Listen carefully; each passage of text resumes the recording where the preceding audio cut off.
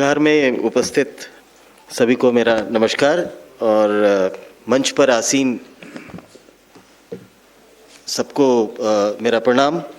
KG Suresh ji, Joshi ji, Sharma ji, Yadav ji, Ram ji Ram ji Ram ji Ram Ram ji. तो आप सबको पहले तो यूथ कैंपस को बहुत बहुत बधाई। उनका 24 साल पूरा हुआ और आज उन्होंने संकल्प किया कि 25 जो पूरा मनाएंगे अच्छे से, और उसके लिए भी अग्रिम शुभकामनाएं बहुत बहुत। और आपने आमंत्रित किया, जैसा कि धनराज जी ने बताया, हमारे पुराने मित्र हैं और मित्र बुलाए तो उसका आनंद ही कुछ और होता है। और वो भी ऐसा मित्र जो अभावों में भी भाव ढूंढ रहा है और मेहनत किए जा रहा है, प्रभाव पैदा कर रहा है। तो ऐसे मित्र के लिए तो कहीं से भी आना होगा, क्यों है या नहीं है।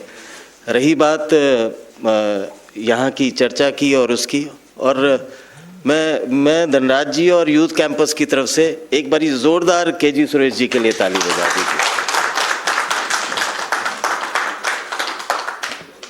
यहाँ जितने भी लोगों ने बातचीत की, अच्छी बात यह है कि कम से कम हमारी बातचीत में कि हम विश्वगुरु बन सकते हैं, ये कम से कम भाव पैदा हुआ है, ये चर्चा का विषय बना है।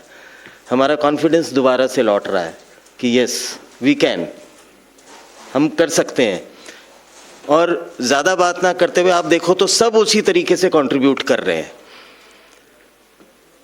हर आदमी जो जहाँ है अपने फील्ड में या अपने प्रोफेशन में या अपने काम धाम में थोड़ा थोड़ा छोटा छोटा इस यज्ञ में आहुति दे और कंट्रीब्यूट करे, तो मुझे लगता है कि हमें कोई नहीं रोक सकता विश्वगुरु बनने से।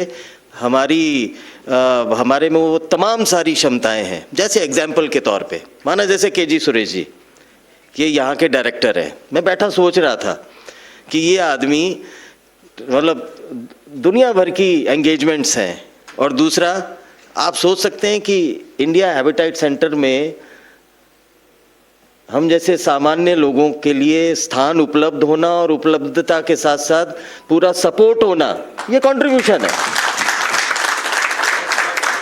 ये कंट्रीब्यूशन है। जो जहां है, किस बात का कंट्रीब्यूशन है कि एजुकेशन पे चर्चा होनी है। धनराज गिरी जो कि यूथ कैंपस चलाते हैं, उनके संघर्ष को देखा है उन्होंने। आज केजी सुरेश यहाँ बैठे हैं तो उनका कि कल को नहीं बैठे होंगे तो कौन धनराज गिरी को घुसने देगा यहाँ पे। Am I right or wrong? नहीं घुसने देगा। इससे पहले घुसने दिया क्या हम लोगों को किसी ने? आज ये आदमी बैठा है तो ये इस भाव को समझते हैं, तो ये कंट्रीब्यूशन है। किसके लिए? अच्छे लोगों के काम के लिए कंट्रीब्यूशन। तो सज्जन शक्तियां एक दूसरे का सहयोग करेंगी तो कोई रोक ही नहीं सकता हमें। राम जी ने बताया, कितना शानदार एग्जाम्पल आपके सामने बैठे हैं।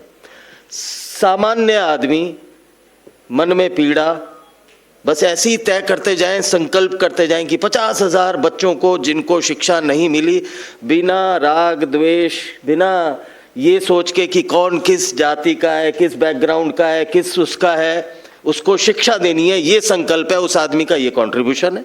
सीधी सी बात। भाई साहब ने बताया कि किस तरीके से भारत, ये किस तरीके से गीता को, तो मेरा कहने का भाव ये है, ऐसे ही आपकी पूरी टीम लगे तो जैसे ही सज्जन शक्तियां आपस में संगठित होके, पिताजी मेरे एक बात कहते हैं कि बहुत सारे एक्स्ट्रा ऑर्डिनरी पीपल संगठित ना होने के कारण, एक दिशा में ना चलने के कारण, उदात्त लक्ष्य को प्राप्त ना करने के भाव के कारण ऑर्डिनरी काम भी नहीं कर पाते, सामान्य काम। और बहुत सारे सामान्य लोग, सिंपल पीपल, ऑर्डिनरी पीपल संगठित होके अच्छे भाव से अच्छे लक्ष्य के लिए एक्स्ट्रा ऑर्डिनरी काम कर जाते हैं। ये बहुत बड़ा उदाहरण है इस तरीके के कार्यक्रम। ये एक्स्ट्रा ऑर्डिनरी काम है एक तरीके का।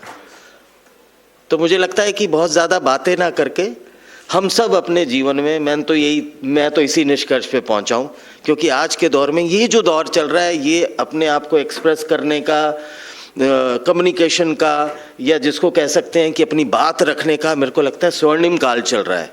हजारों वर्षों की गुलामी के बाद हमें अपने आप को एक्सप्रेस करने का, तो उसमें बहुत सारी पॉजिटिव चीज़ें भी हैं तो नकारात्मक चीज़ें भी हैं। तो बेसिकली तो हमें वो विजडम पैदा करना है कि कौन सी अच्छी चीज़ है, कौन सी बुरी चीज़ है, कौन सा ठीक सा रास्ता है, कौन सा गलत।